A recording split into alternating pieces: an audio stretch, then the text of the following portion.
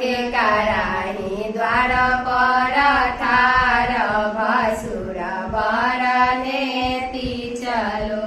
अब के कराही द्वार पर ठार भसुर बर नेति चलो। अवध नगर दल साजी आयो बर नेति चलो। अब जनक राजा द्वार पर ठार भसुर बर नेति चलो।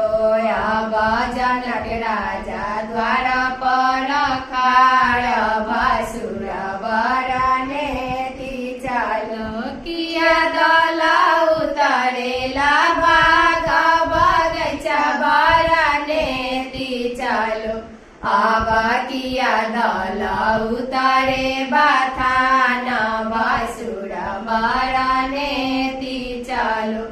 अब किया दल उतरे बथान भसुर बर नेति चलो। नहीं दल उतरेला बाघ बगैचा बर नेति चलो। अब नहीं दल उतरे बथान भसुर बर नेति चलो।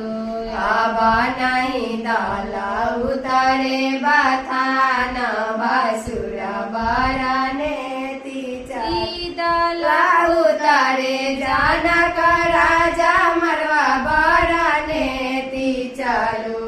अब नहीं के जानकी कुंवर भसुर बर नेति चलो।